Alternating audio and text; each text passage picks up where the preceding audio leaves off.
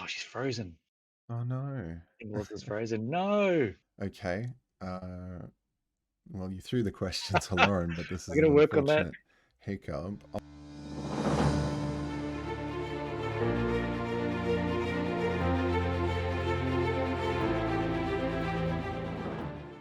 And we're back.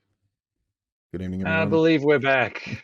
Welcome, hello, friends and foes, and welcome to the Social Pillar, an ongoing conversation about the value of role playing games and their crafts, cultures, and communities all around the world. It's good to see you again. This is Ian Zammit from Roleplay Experience.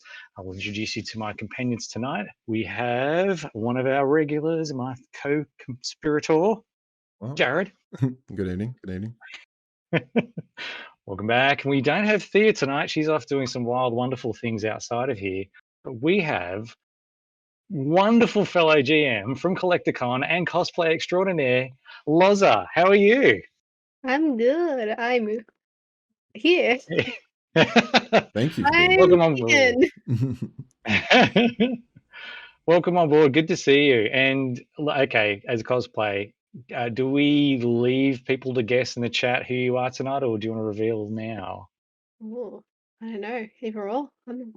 I think mine's Roll for it. if you're in the series, it's a little obvious. If you're into D&D, it's probably very obvious. Yeah, I think so. That's Okay. good. For Well, those who, for those who don't know, I guess it's something that was pointed out to me is like obviously we're going to use terminology and like references and stuff that some people may not know. So we'll leave it for a little while, but we will reveal by the end of the night, and you will be hooked. So I think yeah, that's a good idea. Yeah, reveal later. So yeah. that's good. Well, welcome. So good to have you on board. This is great because we've been going for now a few weeks now. This is a few episodes in, but you're our second guest, and it's really lovely to have you here. I'm And honored. it's going to be it's great too because we get a chance to talk about something first. We're going to have a couple of things to talk about. A little later, we'll delve into the mysteries of cosplay, and I say that very much because of it being a novice myself. So we'll talk a bit more about that later. We're going to kick off though because we've got our own convention that we've all been working on together for a long time now. This Sunday, 12th of March, Collecticon is on, and we're going to talk about conventions and what it's like to GM, to Games Master at a convention. So maybe to kick it off, and being our guest, if you want to let us know what you think about this, what is it like GMing at a convention for you? It's first and foremost, it's a lot different than DMing in general. Mhm. Especially the aspect of you don't know your players half the time. So Yeah, you yeah. have no idea what shenanigans they're gonna get up to. It's like there's the story you had planned. That's what they're actually doing. It's all the way over here. Oh, so that doesn't It's change. it's super fun. It's very interesting as well. With that, because it's like you don't know them as well. How do you prepare for that, particularly because you won't know them? What are the things you kind of consider when that happens? Oh, she's frozen. Oh no. Melissa's frozen. No. Oh, Or she's holding I, very still for the moment. mm. Hello, everyone, and welcome back. For those of you who Hello, everyone. are watching, we're back. Thank you for tuning Well, in. thank you, We everyone, friends and foes. Good to see everyone out there again for many of you, as we had some minor technical glitches, but now we are back. Social Pillar is here again, the ongoing conversation about the value of role playing games and their crafts, cultures, and communities around the world. Delighted to be here again. My name is Ian. I'm from Roleplay Experience, Games Master, along with my fellows who are here. My co conspirator across here, Jarrod. How you Hello, doing, good mate? evening. I'm very good, thank you. Good to see you again, man. And we don't have a Thea tonight. She is off doing wonderful things in the world of role playing outside of here. So we have a wonderful special guest tonight, our second guest ever we've had on here. Please give a warm welcome to Loza. Cos Dwagon. How you doing? I'm good. As you can tell, we may be talking about cosplay tonight. And yeah, what are you looking forward to talking about tonight? Mhm. Oh, I'm down for anything, to be honest. Ask away. Awesome. I'm a fountain of why has she been doing this for so long knowledge. I'm definitely going to be up for that. I have so little experience in cosplay, and I know that this is going to be something we can talk about because it's very big in our community. And I think I'm going to need some tips, and there may be some people out there who'll have some questions. So please chunk them into the chat and ask Loza and ask us or give us some tips because we're going to need them. So yeah, do you want to reveal who you are cosplaying as today, or should we do that a bit later? Ooh, I don't know. Some people might get it already. It's if you know, you know. But Very true. Might be, but then what we'll do is we'll hold off. If anyone wants to guess, please put it in the chat for who you think she may be. And she's been holding off for a while because I believe this may be linked to what you'll be dressing in Collecticon. Is that right? maybe. Maybe. Okay, good. Keep the mystery. I like it. This is good. Then we'll be talking a bit about cosplay a little later tonight because that's such a huge part of our community. And again, there are lots of things we could go into there. So it's great to have your experience on here, Lauren. But what we're going to start off with first is because we keep talking about conventions. We have a convention this weekend, Collecticon. It's back for 2023 in Penrith at long last. Feels like forever. So we are all fellow DMs at Collecticon, and we get to run games for all new people 2 hours at a time, and it's a lot of fun. But we're going to talk a bit about that experience. Why do we GM at conventions? What's different about it? What do we love about it? What do we consider? Anything. Who knows where it'll come into. So I might actually then, as we're starting with this here and we have our special guest on, Loza, what is it like running a GM as a GM at a convention for you? A lot different than my normal table. That is a big thing. Especially in the sense that first of all, you don't know who's coming to sit at your table. That can be like an exciting thing and a daunting thing. Especially when like the players, you don't know if they're going to follow the storyline, be able to do everything, be able to finish everything very quickly than you expected, or if they just decide to blow everything up and go off the rails. Has that happened to you as well, where you've planned something and it's kind of gone off the rails? All three has happened. I've had people play the game like they went really well, it's amazing. I've had people somehow manage to quickly jump right to the end, like an hour into my 3-hour game, and I'm like, okay, let's slap on a bit of health there. And then I've also had people like just come up with the wildest of stuff, and like I'm a go with the flow. I love it. Yeah, that's so cool. I know what you mean as well. When it comes to kind of winging it on the day, and just being able, I think that's the fun thing as well, because I think it's like, if you've got new people at your table and they don't know how to play, and it's when they get that moment of saying, "Oh yeah, I can do anything I want." Um, how do you deal with that, particularly in a convention sense when you've possibly not even met people before? Mm.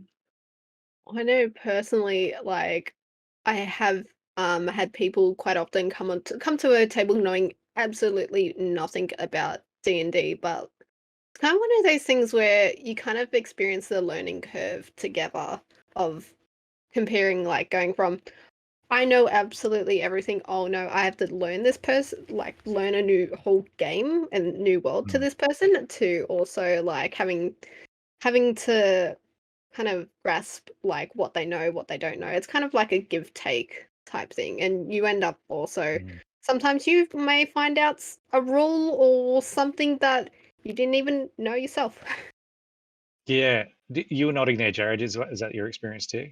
Absolutely, yeah, pretty much exactly that. I think the amount of give and take, as you said, there's a lot more give as a GM initially, and that is a lot of responsibility. So yeah, like conventions can be daunting because you don't know what kind of players you're going to get, which is fantastic in its own way because yeah, exactly like you said, you can learn new things. I've absolutely ran for National D&D Day that Good Games tried to kick off, but then pandemic happened. So that was an Yeah, yeah. enlightening experience. Exactly that. I had a rules lawyer, a very very knowledgeable gentleman, and it interfered with some of the other players' experiences in the way that he would say, no, no, no, you can or can't do that because of rules. So I did just have to kind of say I had enough experience and confidence at that point to say, hey, sorry, I'm actually going to need you to let me decide what is and isn't the rules. And then it was Yeah. fine. And it's just about saying, hey, look, I really appreciate where you're coming from and what you know, but we have a limited time frame. And I also say that at the start of every convention game that I run or one shot. I say, guys, we have a limited time frame. We have a goal in mind. Sometimes I'll even tell the players, okay, you are going to go into a temple and you are going to find a crystal skull. That you know that that's what's happening, but it's the hilarities that happen along the way that are important. So don't be afraid to just say, guys, this we're attacking a pirate ship or whatever it is, and then everybody's on board. It's very easy. It's Yeah, I still not found very easy. What similar. am I It's saying? like I like that idea. It's like how much you actually set up for them in advance. Like I like how you said you've both said actually about the give and take and how much like because for a lot of people it's new. I think we could talk about the rules lawyers and the more experienced players. I think that's a whole other experience, isn't it? When you've got players have had experience playing and they're coming in for a very different experience. They have a bit of an understanding of it and they want to come in and play with other experienced players and build a story from there. I haven't had that experience as much. It's tend to be a lot more, particularly at Collecticon, new players have come across. So it's all about that new experience. So I was thinking maybe if we start there, have a look at that. What is it like for the new experience? What do you do to set up that new experience for players to make it accessible, to make it easy for them with the rules, to make them feel welcome, I think. Does anyone want to jump in with some sort of like tools or sort of processes or things that you bring into the game to make it easy and accessible? I know personally, this is what I personally like to do. So outside of all, like obviously you always get that new player. You also get that one player that's very experienced as well. Normally, what I'll personally like to do is suggest to that experienced player to, hey, can you maybe sit next to them and help them like at least figure out their character sheet and go through their character sheet and sit next to them to help explain stuff. If not, a lot of the time I just get them to sit as close as to me as possible, so then I can physically lean over and say, okay, you need to do this, this, this. This is what this means, just to show that like I am there helping to help them. I'm not like the omnipotent god of standing above you all type thing. I'm Yeah. like I'm actually there to play with you. Mm. Awesome. That's really cool. Yeah, that idea of actually saying from the top and also kind of modeling that for them, saying, I'm here with you. I'm with you guys as well. If you want some support, I'm right nearby. Yeah. I think that's I really find nice. Huge. Yeah. I find as well, if you get those people that also have the experience helping the newer players, they feel like they're a little bit more involved in the game. Like they are sitting there helping the person next to them, like do their roles, come up with fun like ideas, and you find they get very excited because in the end of the day, we want to talk about stuff that we like. And most of the time, if you're playing D&D for a while, you probably like D&D, so they're ready to like talk to them and like teach them the ropes as well. So it really gets them involved, and it kind of lays off a lot of the work or pressure that put onto a DM of having to deal with both like experience and new players. Yeah, I think so too. Jared, have you had that experience as well?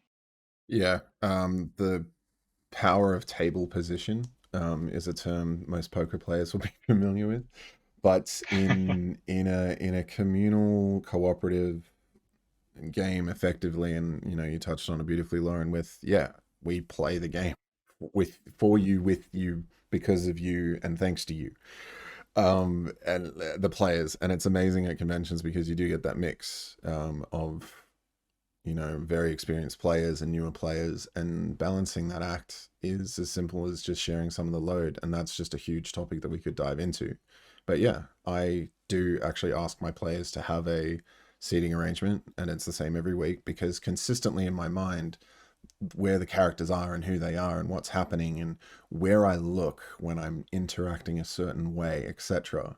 I just want that to become second nature. I don't want to worry about that every time and be like, yes, no, that's not where Nigel's sitting tonight. Okay, what's happening? So you can control that at a table of convention because you can quickly brief people again, just a quick communication, a quick beforehand, and say, hey guys, who's new? Who needs help? Where do we go from here? Because you could be like, hey guys, I've got pre-generated characters for you, which is probably the easiest way to handle that debacle. But you can be like, do you know what you're looking for, or can I quickly run them through for you? There's always options like that to, you know, you don't know what you're going to get, but you can just open up the conversation. It's quick and easy, and eventually you get started, because also people trickle in. So you have time to meet each person sometimes and start the process. That's nice. I was thinking about that when just asking that question. I haven't done as much the strategic placement, which I'm actually thinking I might Magpie and borrow that. It's a really great idea of where people sit. I can't help, but for me, I actually just, for when people are coming in, every new person coming through is just introducing myself, asking who they are, how much experience have you had? Any? None? New? Great. Okay, good to know. So at least I know straight away about where I know I can focus. But I love what you said, both of you said actually, about if you've got someone with a bit of experience in it as well, even like a few games under their belt, just to say, great, okay, look, I might need you to help support some of the other guys. They're going to have less experience as well. So if you can encourage them during the game, really appreciate it. I think there's something different about the convention experience, and you guys tell me if you feel what your experience is. People are kind of open to being supportive and encouraging very quickly. I'd find that generally, not always necessarily. Sometimes it can be, a little bit more difficult for some players to open up in that way. But it's been rare. I find most of the time people are pretty open to that, which is I find that as great. well. Yeah, I find it's a pleasant surprise. like people that are new to the game, or just like say they've walked past, will often, that's probably the first thing they'll say is, I've never played before, what do I do? And most of the time, a lot of the experienced players I've found will come and will just start talking about like our experience with D&D. So like what characters we're currently playing, what campaign. I know I've had people that has said like they're DMs and this is their first time playing in a very long time because they're forever DMs and all of that. Like that's usually the get-go, like very open with it. How about yourself, Jarrod? Is it the same for you? Yeah, I'd say so. I mean, having DM'd at, like a few different local conventions and then Comic-Con. Yeah, I love to see that you can have that variety. Definitely. Yeah, I have a similar. It's been a while since I've actually DM'd at conventions, so I'm drawing on, the faintest of parallels sometimes. But yeah, being associated with the conventions now, I'm thinking, yeah, like newer players can maybe be introduced to DMs, and be like, hey, like, because I do at the admin desk get that as well. People can come up and say, I've never played before. What do I need? So some people don't even know that they need anything as well. So yeah. That's a good point. Will you be, funnily enough, because you were saying about that you've been at the admin desk, will you be running a game at all at the convention this weekend? Yeah, the amount of stuff that I have on, like with the sponsorships, like making sure everything's organized. I'm even right now, just Amy, the organizer, the amazing Amy, who has so kindly taken us in and made us a part of the Collecticon community. So thank you. We have I've just been organizing an extra table for something. So yeah, I need to, I think, take the time to, like we were discussing me running a workshop. And I need to take the time to play and or run something as well, because I'm out of touch with that kind of spontaneous, anything could happen kind of stuff. I mean, that still happens with regular games, but yeah. We need you back GMing. One day. Next time. I'll make a promise. Next Penrith Collecticon, you can sign up for a game with me. Yeah, done. Well, something you said before, actually, I'd like to pick up on. What is it like for you guys when you've got the table and it's you know, you may have missed one or two people haven't joined, but you're getting going and you're into it about 15, 20 minutes and you've done your intro, bit of the start there. And someone comes in joining late and you've got a 2 hour session or whatever it is. How do you deal with that? Because that's quite difficult to try and engage, I found anyway. How do you deal with that situation? I found that's happened to me like most to every game. It's either like you have that one seed and you're like, is someone coming? Is someone not? So you kind of put it off for a bit. But yeah, it always happens. Someone's coming from the bathroom, someone was in line, someone missed the time. Um, I find it is a little hard to kind of sit them down and like almost reintroduce people. Um, but like I still take the time and effort to like include them and make sure that they are at least well aware of who else they are sitting next to. Hmm. Yeah. How about yourself, Jared? Yeah, so again, from the admin side of things, from an organizational side of things, we do kind of say to the DMs, we need to obviously have you guys start at a certain time. For those who have showed up, you need to start because you need to, get into the rhythm and the swing of things and just find your groove. And a new player adding to the group can throw that out. And again, all the introductions, all the setup, all the briefings, all of these things that we've just talked about and the things we will continue to talk about fly out the window and have to come back full circle because you have to do due diligence. You have to actually like say, hey, I use this safety tool, I have this Yeah. involved in my game, etc. And yeah, just so much beyond intros. So I think we have had the conversation, and correct me if I'm wrong, but we want to obviously have you guys start at a certain time. And I think we've decided 10 minutes after the allocated start time is go time. And I think Yeah. that gives us enough of a distance for you guys to actually have a 10-minute full briefing window that you can think about and prepare for, as well as, okay, we actually have a cutoff time. And what I will do is obviously, before we actually start this week, I'm going to write down on cards for every DM how many players they're expecting. And if I don't have time to do names, what am I talking about? I might get a printout and cut it up. Let's do that. And I'll have Yeah. that for the DMs so they can go, right, hi, are you Joey? Are you Sarah? Etc. And then that Yeah. you have 5 people and we're good to go.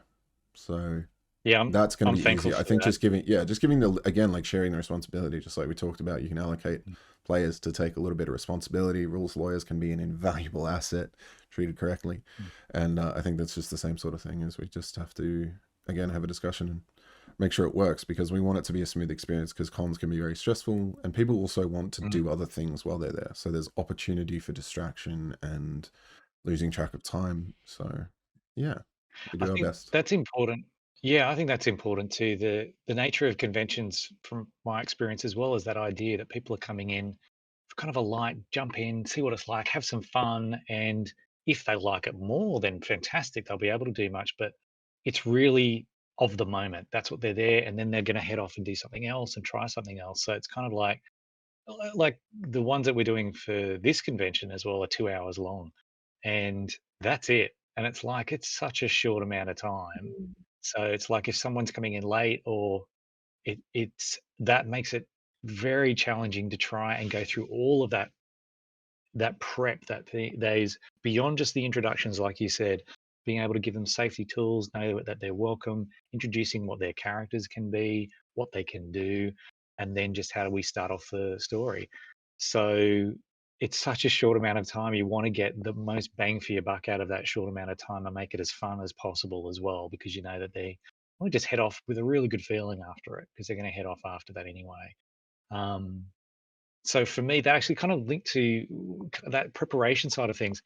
What you said, safety tools. Why is that important, and what do you prepare in terms of safety tools if you do?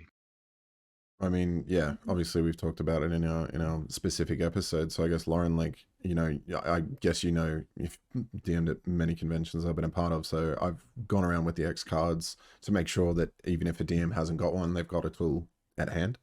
But Lauren, is there anything in particular, like, is there a conversation that you have or obviously not Yeah. a full consent form, I don't think we've got to that stage yet where DMs have done that, but is there anything that you like to bring to light effectively?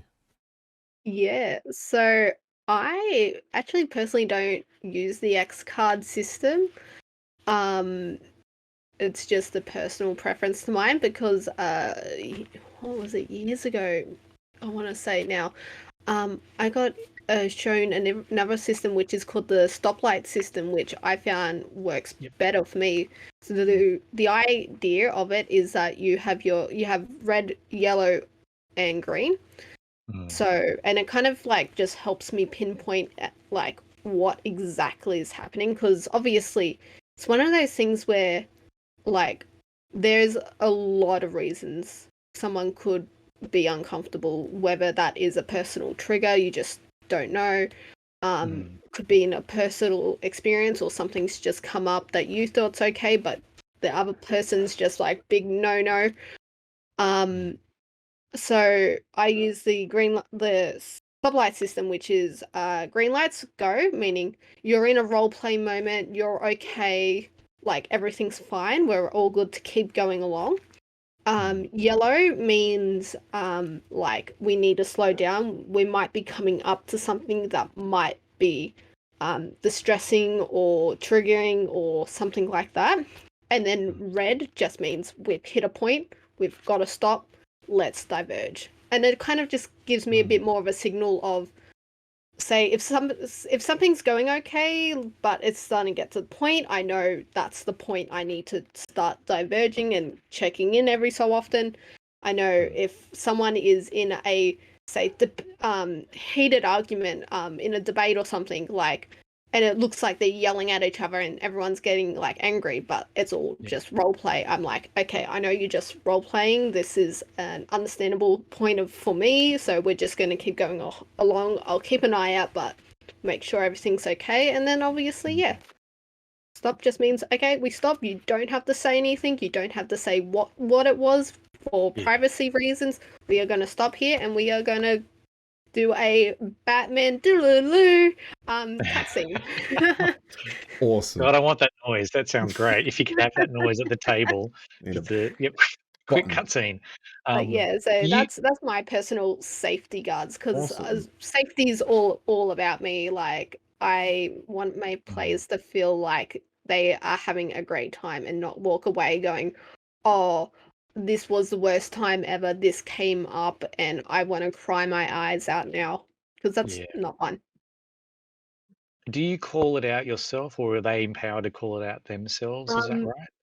So what I do is just I tell them, just say the color. Don't have to tell me anything. You don't have to say what it is. You can say if something's coming up and like want to explain it, that's welcome, but you don't have to give me any like anything. Normally if I say green, it's normally me checking in to see if everyone is okay, and normally I'm like, that's if I'm starting to notice stuff. But but normally I try and encourage them to either say the color, or if they don't want to say the color, show the color somehow. Just like something to do with the color. Yeah, that was going to be my first question. Is obviously, I think everyone should be able to go, "Hey, green light," and ask it like a question. Everyone, again, that's also tools for the DM as well, because you don't know what these players, these crazy folks are going to get up to. And it's exactly what you described, is lines and veils mixed with X card, but it has a very simple language. It's also a very visual thing as well. It has an emotional thing, colors. So I love that, because again, like, you could be like green light as you see these two players butting heads, and then that's all good and they go green light, but then someone else says, oh, yellow. And then everybody's just, okay, cool, we can go, but we're now cautious. Because, and again, nothing has to be said. It's just, okay, we're all aware of what the attitude and the tone is now. So I like that. It has tonality. And again, lines and veils, similar things. You have a go threshold, and then you have a cutoff. X card, again, you can have degrees of that. And then again, the same conversation seems to happen. I'm realizing as different people explain their systems, is there's going to be a cutoff point. There's going to be things that people do not want to talk about. And there's also going to be a degree of, I'm okay to say what it is in front of everyone. I want to talk to the DM aside. or I want to talk never. And that's totally an option. Yep. And okay, yeah, that's going to be hard sometimes, especially if you're maybe a new DM. You're going to go, oh, okay, where do I go with this now? But again, you could just say, okay, guys, we're not going in that direction. That's fine. Where do we think this could go instead? And just pitch it to the players. I've started doing that in my games, and it's incredible. You know, That's I start off sessions and I end sessions with kind of conversations of like, right, where would you like to go? What do you guys? It's not just what do we think needs to happen, because again, like your quest and your end goal is either clear or being worked on naturally. So yeah, you'll have a variation of this conversation, I think, which is fine because it all works. I love the idea as well, because I've been using X cards for a while too, and starting to use lines and veils over the last 6 months or so actually, and it's been really handy. But I love this idea of the stoplight system, because it's also visual, and there's also like straight away what green means, straight away what yellow means, and red particularly. You don't have to describe it. I think that's one of the most important things with safety tools, is that you don't need to justify why something is like, no, I can't. This is not for me. That's it. And it's like, and I love what you said, Jarrod, about that. Okay, then we're going to stop there. Where could this go then instead? Where can we have a look at this here? And then we can get suggestions from them, which is then empowering them as well, which I think is fantastic. So this is, again, like we've talked about, it can be a whole huge conversation. We talked previously on this, but this is so good, particularly in conventions, because it is a heightened situation, because people are there for such a short time. They want to have a nice experience, and they don't know these people that they're with. So helping make it as safe as possible, I think, is a really good idea. So we're about to, I'll have one more question, just one last one to kind of wrap up with conventions, but something in particular, because we are focusing on Dungeons and Dragons as a role-playing game for the conventions that we're at here. And this can apply to any game where you've got quite a number of rules. How do you introduce a character or a character sheet to new players at a convention so that they can get their head around it? I'm just going to get some light here because I'm going very dark. Here we go. I mean, yeah, 5th edition has obviously been engineered to be new player friendly. It's a very simple thing when you can really reduce, say, a fighter to a D6 or a D8 and a D20. And you can really call it there, because they're not going to get up to too many shenanigans for the most part. But then, of course, someone might be playing a bard. They're familiar with that. They're giving guidance and inspiration and all of these things. So you can quickly, gauge where it's going to go based on your pre-gens. And I think that's also where you have a huge degree of control, is you can, okay, right, I'm probably going to give you a martial class if you're an absolutely fresh new player, because I want you to shoot bow, swing sword. Whereas someone else who's looking for something different and spicy, you can get crazy with the flavor and, come in with a tiefling sorcerer or something cool that is going to be challenging and new and something that somebody might not have played before. And you can also have a degree of control over what you prep and thematically what your little story is going to be. And that's going to be more powerful if the characters are tailored to that, because I've heard crazy stories where someone has gone to a convention, they were told to bring a character, he created an expert sailor. Loved the sea, didn't like the land, Jack Sparrow-esque for sure. The campaign was set in a desert. So, yeah, now, cool, you can have shenanigans, we all know that. But it's now an ineffective character. But you could also really have fun with the juxtaposition and the out of comfort sort of side of things. But is Depending that on what the you came nature to of a the game, convention for? Yeah. Lauren, have you ever had any experiences like that where it's kind of like mismatched expectations, or like, again, like you touched on in the beginning, like how you run your home games, there's a sense of direction and everything, whereas everybody just has to pick that up quickly? I absolutely agree. It's one of those things where, in a convention sense, I love a pre-gen. In the sense that as well, say if I've pre-generated a magic user and I don't want them to have detect magic because there's magical traps that need to be hidden. I don't want them casting detect magic and finding every single trap, or find traps and finding all of my traps. It's one of those things where I do get a good say in what my players do, and plot point wise. Though I do agree on the whole like newer player as well, is that I try, and when I'm making my pre-generated characters, I do keep the idea of, okay, there is a high chance that someone's going to come in here not knowing anything about anything.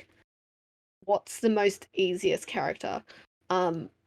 Last thing I also make sure that I do when I'm doing these pre-gens is everything is drawn directly from the player's handbook. I sometimes even pull out my player's handbook and make a character from there, in the sense that most of the time, like say if they go away and then they decide to buy that player's handbook, they can see, okay, I played this character and this is all in this book.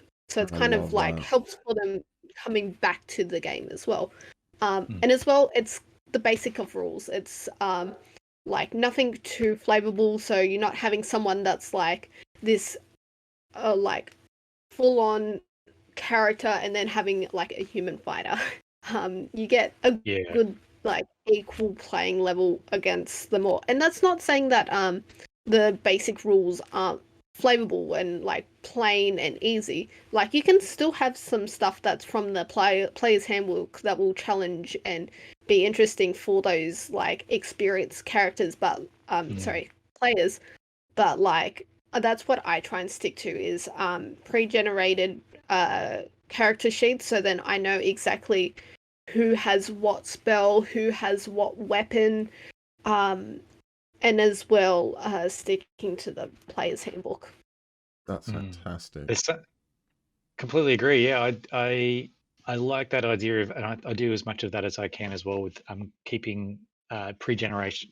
I kind of feel like I have to have pre-generated characters at a convention. It just feels like not only is it that it's something that I know it will fit with what we're doing in the story, but it's also because the characters that you make, you know, they'll be able to work together, and you've got a bit of a balance of different options that can work together quite well. And yeah, it's like you said, Jarrod, if you have the person who brings in something from outside with very clear ideas of the rules that they're coming in with, and sometimes it can be tailored rules or it can be quite sophisticated rules, and they want to play it in a certain way, and that setting of an expectation, I think that's the important thing. How do you set that expectation to say, actually, we're coming in, I like to set the expectation that this is a blank canvas, guys. We're coming in with the basics here to kind of give you guys a bit of a taster and introduction. That can be one way to go about it. I think it's just setting the expectation, because if you want to, you can set the expectation to say, I want you to come in with your 20th level characters using every one of the, published, extension books. You can do whatever you want with it here, and you're probably going to get TPK'd because I'm going to throw everything at you. And it's like, I know there are players who love that. There are some there. I'm not so much, but it's like, that's actually, it's really great for some people. They want to have that. But I guess if you're setting that expectation from the beginning of, we're coming into a very simple game with introduction for this, it's going to have a pre-generated character with that you can do from player's handbook, so that you can do this after here if you want to. That's really welcoming. It's really getting them into the game as well, I think.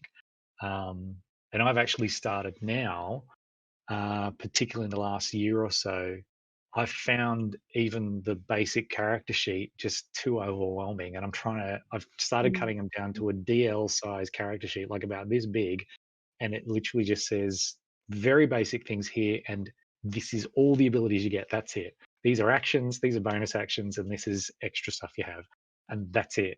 And like checkboxes, once you've used it, it's gone, and that's all there.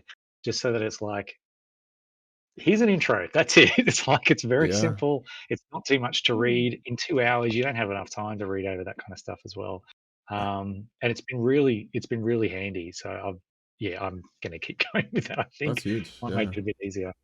Yeah, both of those ideas are fantastic. I love, because I've done something similar inadvertently. I've just realized, because being doing professional DMing, done a lot of birthday parties and stuff, and I've ran for some teenage boys once, and they'd all been curious to play but never started. So of course, birthday gift was the starter kit, and they wanted to play that. But I did have a whole bunch of stuff set up. And I said, well, actually, I've created stuff from the player's handbook, and I create new player packs as a upsell, as a added on option to the experience. And quite often it it's added on because, for $5 per player, I create a plastic button folder. I get all this from Officeworks. There's a pen, a pencil, a set of dice in a pouch, a pre-generated character, so they get to then put that in that folder.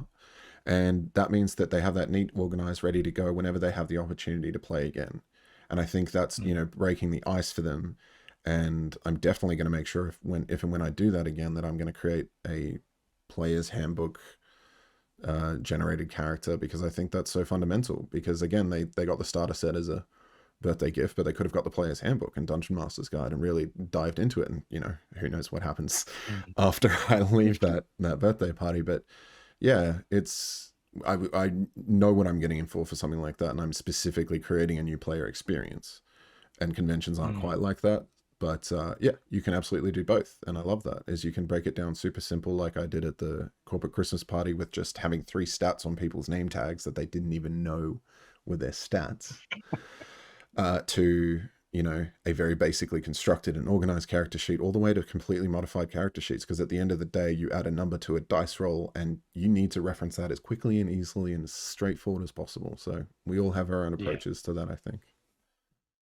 Yeah, it's so good as well hearing different approaches and how it works, because just how you've learned from the doing of it too, just to simplify and make it easier and more accessible. So we could talk about this a lot more as well. So, but thank you guys for joining in for this particular conversation about conventions. We are very blessed to have the amazing Amy and Paul, who's been supporting her as well and doing such amazing work as well at Collecticon this weekend, 12th of March. We're going to be there. We're going to be doing our stuff up in Penrith at Penrith Valley Sports Centre. Check out, we'll have a link so you guys can check it out if you're in the area. Whatever you do is, if check out your own local convention, see what you get, jump in. And the great thing about a convention is you don't have to commit to anything. You're there for 2 hours or whatever it is. You get a chance to play some games, role-playing games. It could be Dungeons and Dragons or something else, who knows.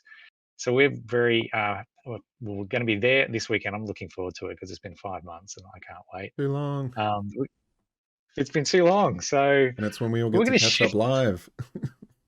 I know, in person as well, which is so good. The whole point of tabletop role-playing games as well. So but we're going to shift slightly sideways into the realm of cosplay, and we're going to look at some amazing stuff that Loza has done. Loza, can you tell us a bit about what got you into cosplay in the first place? Okay, that's a long story. Good question. So my very first cosplay, cosplay, I used to dress up all the time when I was young. Loved it. Probably explains a few things. But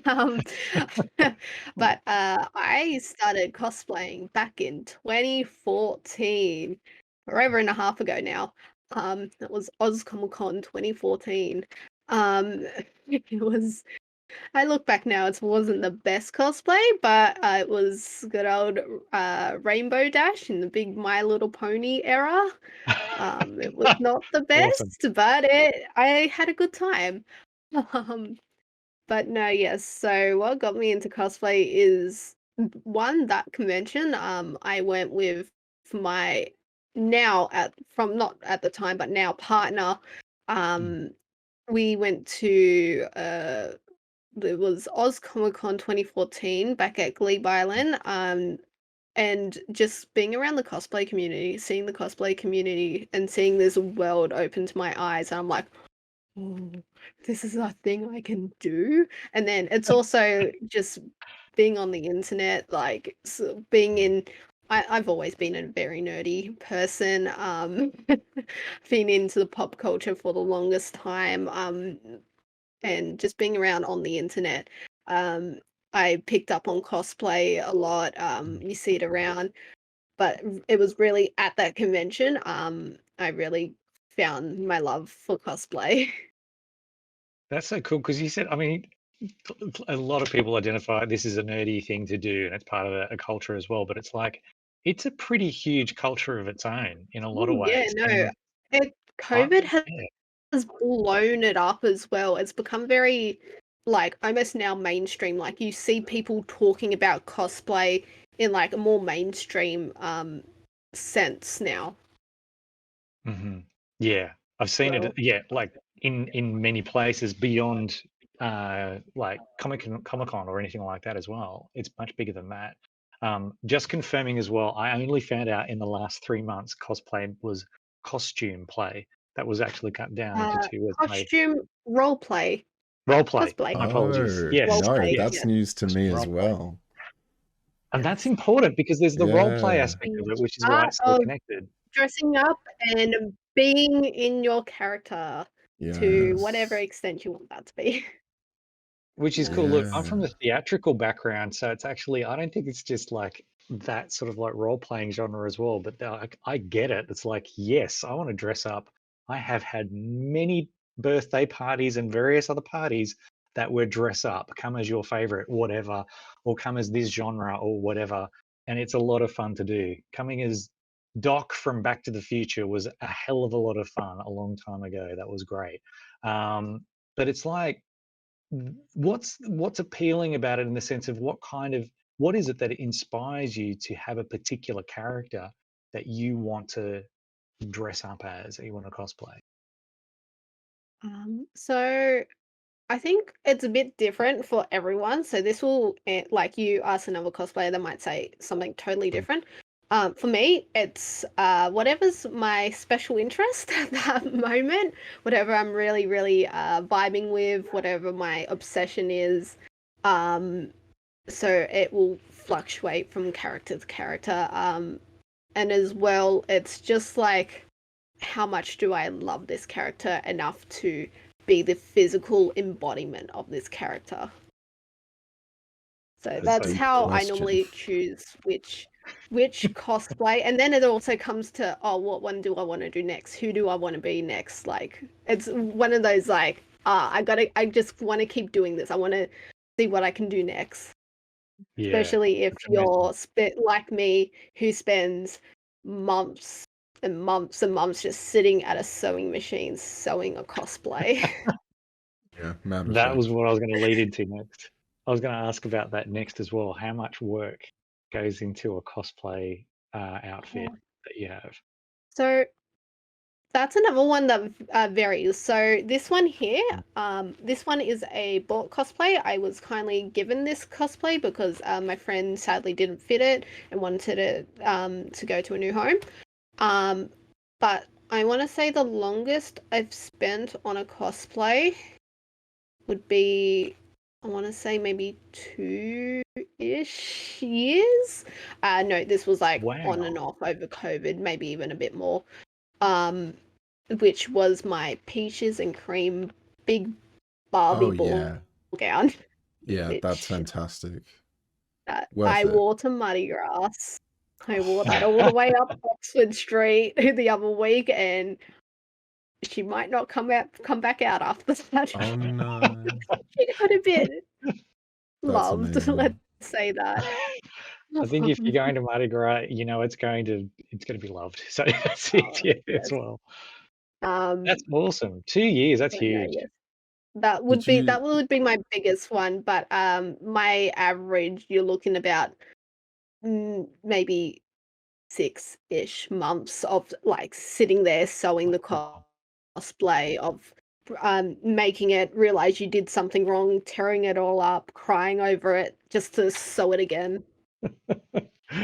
does it get to a point where it's wearable and passable and then you still tweak it? Like obviously Oh, I think there's yeah. obviously unlimited opportunities to move forward from a project, but do you ever like go, oh, I'm so attached to this one again, like that dress, you did spend so long with it, so Yeah. I guess it's current, yeah, like where do you My Yeah, no, absolutely. There are cosplays where I've worn them so many times, and every time I wear it, it's something different. The main one is I do just the Lavore from Critical Role. She is probably Mhm. what I'm most known for doing. Assuming everyone loves. Oh, it's Oh, awesome. just when I tell you, actually, fun fact: the first time I ever wore Jester out was a Collecticon. And then I look at Hey, those so photos, and I Way. now look at my photos now, and I'm that like, photo, wow, yeah. that's changed. So yes, that cosplay, every time I do it, there's something new I want to put on, another little pouch or a belt. But no, yeah, most of my cosplays, like, even though I'll wear them out to a convention, 2 weeks later, I'm sitting there sewing at it again. I'm like, oh, I really could have put this little bit of detail, or oh, this really needed to be taped in. I'm gonna try and fix it up now, so then when I wear it next time, it'll be fixed, and then still doesn't fix it. Constant But process no, of yes. constant learning. Hey. Yeah, it's a process of learning, like, very much over the ungodly amount of years I've been doing it. You look at my first outfits, and then you look at my outfits now, and, like, it's everything, and it's just over time you learn, "Oh, okay, this works better, that works better. Oh, I should really do this on this cosplay instead of that." It's one of those, like, trial and errors. Huge. That's so nice to hear. I didn't realize how much work goes into it as well. Yeah, it's And huge. I mean, it's kind of funny because I don't know about you, Jarrod, as well. I find when I see people in cosplay, because I don't do it as much, and someone who's done such a great job, I'm like, wow, they have really worked at this, and I love it. And I know work has been put into it, but I don't conceive of what that actually is. So I'm thinking, I don't think this is going to be the next Collecticon. I think this is something I want to work at for November, so that we can finish the year with like a big Agreed. bang with something Yes. big and go Ha off. ha ha I want to do it right. I want to do it right. Let's do it So justice. Oh, yes. Yeah. I have mean, you, Jarrod, done anything? Have you done cosplay? yeah, like I haven't. I mean, I guess cosplay, no. Theatrical dress up, yes. So I'm very fortunate to know people who are very old players of mine, and they work in reenactment, and they are actors, and they are costume aficionados, and their house is spectacular because it not only has like reenactment longbows and swords and everything, it has tubs of shirts and pants and robes and things. And so going to his place is the ultimate dress up. And when we organized the massive Christmas party for the IT company that we did, it was huge because we not only full costume and makeup with prosthetics and colored contacts, hair and everything, and all of these very authentic looking costumes. We dressed up a barbarian, a rogue, a bard, and myself, the guild master, as well as the 3 heads of the company who were the players of the group that they played in the evenings weekly, and then they wanted to make their corporate party, their corporate Christmas party, an event. So we went all out, and it was huge, and it was amazing. And ever since then, he's invited me to, on Halloween, go on the Sydney Tall ships and dress up as a ghost, and that's super fun.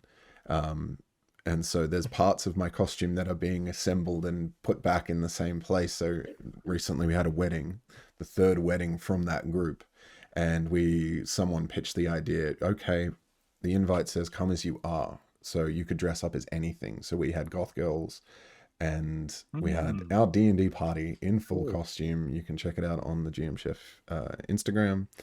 You'll see me in costume on my bike. And yes, I rode in that from his place to the venue. Hey. So yeah, shoes and all, which I didn't need to do. I could have swapped out the shoes for safety. But I love every time I get involved with it. Gotta And commit to the bit. yeah, Commit, well, that's commit, it. I yeah. got so many looks, and it was fantastic because I'm just riding through as this somewhat medieval-esque guy with a helmet and a sports bike. It's fantastic. That's one of the things of cosplay as well, is it's just such a confidence booster. Like, you walk around and you feel badass, and then someone comes up to you and is like, gets all giddy because they think you're that character. If not, like, they get so happy because you're cosplaying from their favorite series, and then you get so happy because you get recognized. Yeah. And it's the whole process of like, oh, can I grab a photo as well? And it's like, Yeah. Yes, please. It's Come here. the amount of feels is I want to ridiculous. give you all a hug. Yeah. Yeah, it's a good boost of serotonin. Yeah. I completely get the allure of the in-person and being able to see people who've come in and they've done their own thing, but the familiarity and the recognition of something that you love, but also how have they done it? And when they surprise, when it's a massive surprise, I was going to ask you, Lauren, in particular, have you got particular inspiration you have from cosplayers out there that you love to look to, or anyone in particular that you look up to? Absolutely, absolutely. There's so got so many mutuals in the cosplay community that every time like I see them do a cosplay and I'm like, oh, that is such a good idea. And then as well, this is like from like the Australian community and then the international community. I have friends that I've made through the Critical Role cosplays, like the different forums and we talk together and we're like, oh, what if like you did it this way, or like what if say it was this character but with this twist. I know some good friends of mine did a like I said, Critical Role community did a what if Critical Role cosplay group with like all the literally every single character, PC character from the main campaigns, where it's like, what if like Vex was a wizard, or like what if say Jester was, I think she was a paladin or a warlock or something, and like the idea of putting your own spin, that's one thing I do personally favor the D&D cosplay community, is because there's a level of like you don't have to be canon. As long as you got that energy and you got maybe the basics down of the costume, because this is all make believe and we're all making stories up in our heads, there's no canonical way to do stuff, and that's like something I do find does lack in the wider range of cosplay community, of being able to like do your own thing and it be okay. But it is something that's very much being built upon, I find, of like you have a yellow dress in your closet and you want to do a, say, My Hero Academia cosplay out of it. Cool, go ahead. Like, it's very much one of those like you can basically do whatever you want. Yeah, I guess that makes it more accessible as well, because Yeah. there's absolutely degrees of it. There's how much time you have, how much effort you have, how much budget you have. You can buy I was specifically avoiding it, but I can't help but mention it. Like again, like each person is going to be invested in their own way. I'm realizing, and then like your degree of like how much effort you can put into it and how much you want to, and then what point reaches the desired effect you're trying to achieve. Are you recognizable? Cool. You know, maybe that's all you're trying to achieve, but there are those who want to make it their thing, and like Loz, you've done that very well. And I like to see, like you bring your flavor and you bring your version and your expression into the world because you just love that character so much. So why would you not want to embody them? And that's a huge question, like you said. And I'm understanding it more and more as we talk about it. The There's roleplay a aspect, big push at the moment in the cosplay community of bring back the plays. So bring back like wanting to be that character, bring in the whole like role play, like it's okay to want to be that character, just even if it's just escaping reality for a day. I know that's what cosplay is to me on a very spiritual level, is I don't like this reality. Cool, I want to be a fantasy character slinging spells and healing my friends and being so cool, you guys. Exactly. Yeah, and you can bring your OC. You can, just keeps coming in. Bring your own original content as well. To see people cosplay their D&D characters. Sorry, just quickly on the OC part. That is the coolest thing in the world. Like, it's taking Spotify playlist to a whole nother level. Oh, that's huge. Yeah. Yeah, Yeah. absolutely. Like you want to bring your, that is entirely your own character, and to bring that to life is really cool. Again, I'm going to jump back to this Christmas party because, again, the guests were told that costumes were an option. So there were those who did and those who didn't, who were going to other Christmas parties and dare not be dressed that way. And then there was the people who were like, Mr. Tumnus in nothing but, a loincloth and antlers. Who was Nice. someone I went to high school with, and I spooked them when in character while we were playing D&D. I said, "Oh yes, no, but who you really are? You hailed from such and such a place and went to such and such an academy," the high school we went to, and everyone at the table was like, "What?" And I hadn't seen this guy in maybe a decade. And right at the end of the session, I dropped that bomb on him, and we caught up, and it was fantastic. But it blew his mind. But one of he the didn't other recognize you. no, he didn't know at all. I looked completely different and set. I mean, I had purple eyes and a scar across one of those eyes, plus the beard, and yeah, since high school. But one of the other players, not the directors, he dressed up in costume, and I want to say he was a paladin because his armor was mighty, and he brought his dice with him, and they were glow in the dark dice, and he had made PVC piping into look like copper tubing with an elastic cap. And he pushed a button, and then there was a black light on the inside. So when you opened it, his glow in the dark dice would come out. And he had an amulet that lit up from one of those little stupid push button, little lamps you can get and stick to like the inside of a cabinet. And he made an amulet that glowed. And he created all of his armor out of yoga mats. So he just cut it, glued it, and That's sprayed great. it. And this man works Valid in way to do it. corporate IT, ladies and gentlemen, and he stole the night. It was utterly incredible Love it. because he came as his character, and yeah, it was fantastic. Because I just started talking to him. I said, "Mate, you look fantastic." As a guild master, of course. Mighty warrior, your armor, it shines. Do you see much combat? And, that was it. And you're off. And that's it, because I was in Love character the it. whole night. I was interacting with everyone, whether they were characters or costumes or not. And you had everything from, the little token devil ears, and then you had everything in between, from the Dragonborn, one of the guys we costumed. We had scales painted across his lack of hair, we'll say, and he looked everyone looked incredible in their own way. And again, we dressed them up in their characters. It was, yeah, truly, truly special. So I can see that from not necessarily a cosplay thing, but I guess that's what they were doing, right?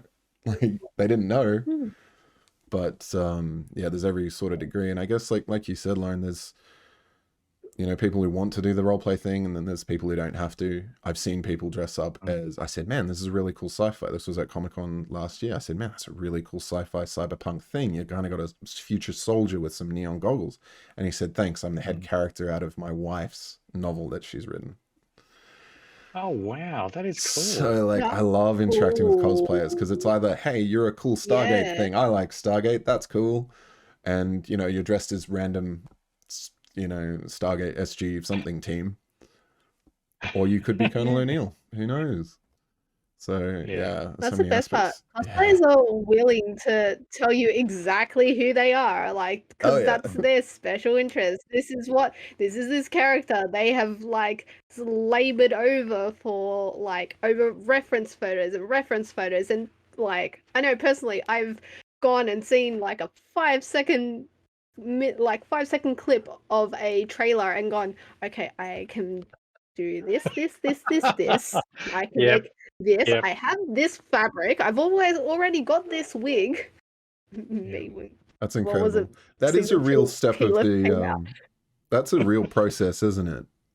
Actually screen grabbing everything. It is. It's a big joke within the community as well. We all do it.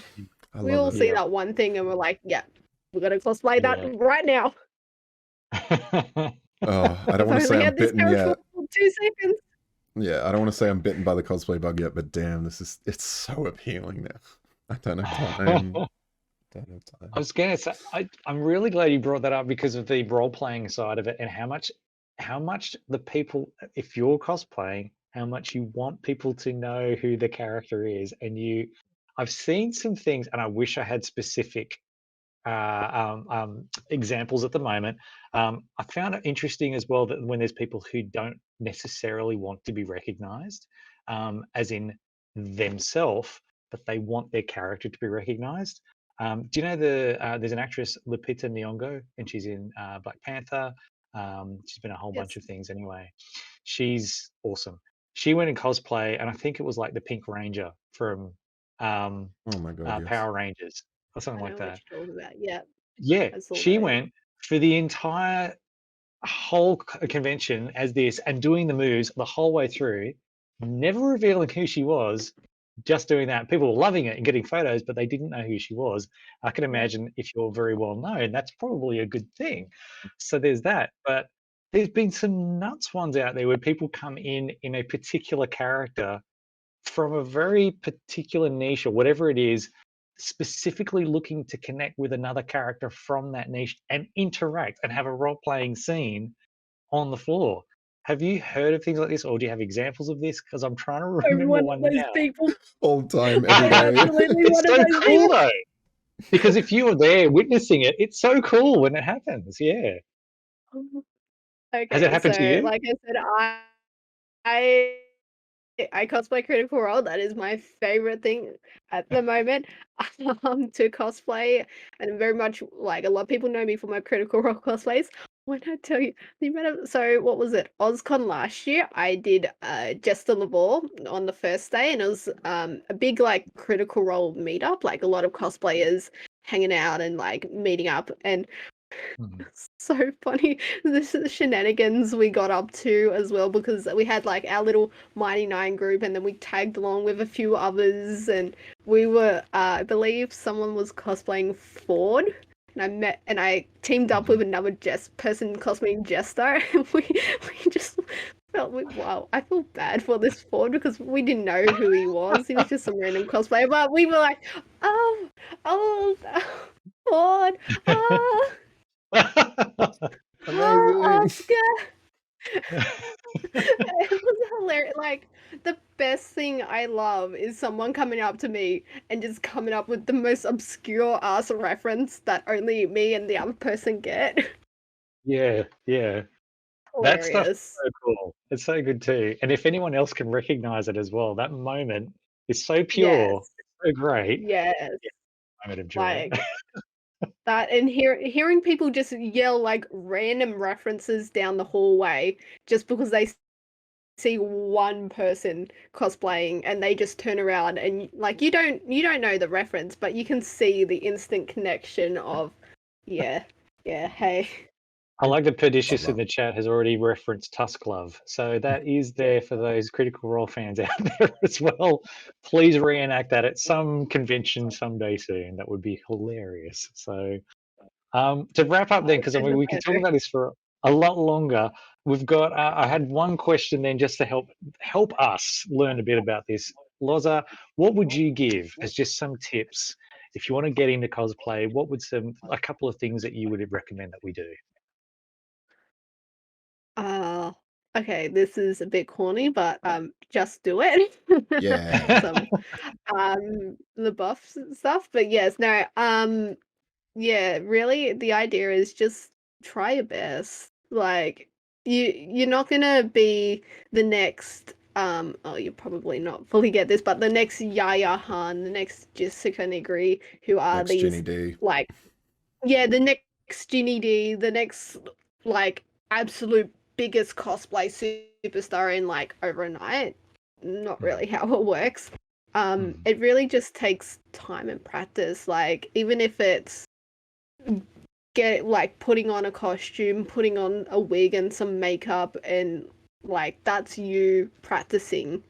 before like and just to get comfortable with it. And as well, it takes like be willing to put the time and effort in, and you'll find you'll improve straight away. It's always one little thing you've got to do. I got told this tip when I first started fully getting into more of a wanna say somewhat professional. I'm not a professional, but I like would. somewhat professional style state of when you make a costume or whenever you want to do a cosplay, always do one thing better than what you did last time. So that might be you do your makeup just a little bit different, which might make it better. You might say learn a new skill, like you say you learn how to actually sew a garment, even if it's just a hem. You still took the time to learn to do that. So it's very much one of those things of, yes, it takes time, but if like you're willing to put the time in, like you'll find you'll improve, and you just got to go head first. Love that. I love actually because like any craft and anything that we do, it's the putting in the time, and it's actually what Yeah. makes it so fun, doesn't it? Yeah. Yeah. And use any resource that is given to you. There are so many cosplayers out there that produce resource books, that produce patterns, that produce like tutorials. I can promise you now, 9 times out of 10, if you want to do a character, that character has already been done. Yeah. And someone's Yeah. out there is showing exactly step by step of how they made that costume or how they did that character or how they've done their makeup or etc. They're really look into resources is my second tip.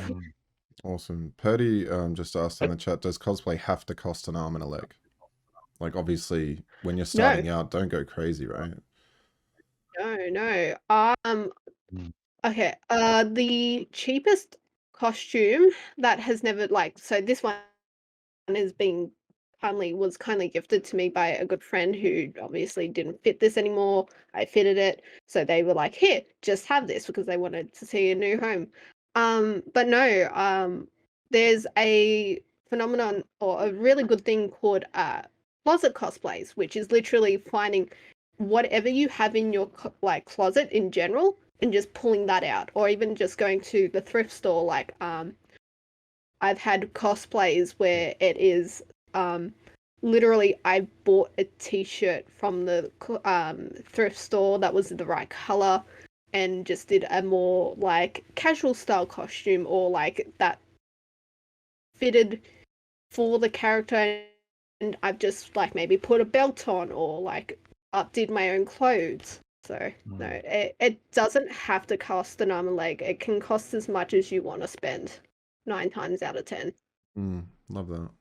I love that because it's actually so good because you can tell if you really, like you said, it sounds like as well, if it's something, it's a character you love, do that. Because if you're focusing on something you'd love to play, you'll find whatever you can to make that work in some ways as well. So it's like No, a yeah. magpie, just picking from here, there, and everything just to make it Yeah, suit and the vision that you that's have. Yeah. that's one thing that's amazing with cosplay is that you learn how to get crafty. I've learnt so many techniques over the years that I'm like, wow, this literally cost me $1. Actually, this one is my Femthrust bow. The core of Yes. it Awesome. is actually tinfoil wrapped in warbler. So the warbler, yes, is a bit pricier, but like literally tinfoil and paper mache can work. Oh, wow. Like, you learn how to take curtains and make it into a big dress. You work out how to take this weird piece of like EVA foam or just like foam and you can make this massive armor pieces. It's very much about getting creative and a bit thrifty and of like really honing in on your like imagination of what can I make this into. Yeah. Loza, this has been phenomenal. Thank you as well. And Yeah. yeah, Jarrod, did you have something as well that you were I mean, thinking as well? yeah, I guess just really to tie it all together, because again, there's just so many questions that have come in. But from Yeah. I guess to draw it to a conclusion, you've got everything from, make it yourself, do it yourself, and make it work, because that's exactly what, and I will continue with Ian's thread. Many celebrities actually do. And it's not just necessarily a cosplay thing, but Adam Savage of Mythbusters fame specifically does that every year, and he creates an absolutely over-engineered costume sometimes, but he always creates a competition for people to try and find him. And Heidi Klum, the model, gets insane at Halloween. She will do some seriously incredible stuff as well, from full body paint stuff to I don't want to say a space marine, but some kind of massive warrior. So try it. You don't know what you'll end up creating, I guess, but there's got to be something that you're into that you can try, and you'll find something that works, and it doesn't have to cost an arm and a leg, and there's plenty of resources out there. And just have fun with it, because I guess that's the most important thing, right? Don't worry about the rules too much, just the way you want. So cool. Oh my And god, it's so- like so D&D. good. Oh, Yeah, wait. exactly. In a What are way. we It's like talking about? Hey, rubbing it back the links around. are there. Rosa, thanks so much for joining us tonight. You've been such an awesome guest. Thank you. Hopefully we can have you back Thank again you. sometime soon. Cool. And We'll do look again. forward to this Sunday. It's going to be Absolutely. huge. Yeah, so just a quick plug, Collecticon. As you can see, we are all alumni came to mind. We are all DMs and organizers of Collecticon, so this is hopefully the one sponsored, semi-sponsored, like shout-out episode for the plug. That's the word, for Collecticon. So we will post the links where they are relevant, but if you just look up Collecticon Sydney, we're playing in Penrith this weekend, so not to date it, but if you've got the opportunity, come say hi. You could be playing at Ian or Loz's table, and Thea's table's unfortunately already booked out by all of my regular group. So Too popular. What can you do? yeah, it's it just happened after Sim last week, but that's all the time we have for this week. So thank you so much again, Loza, for joining us. Thank you, Ian, for the amazing prompting questions, and thank you everyone who's been tuning in and listening. We will catch you all next time. Ciao.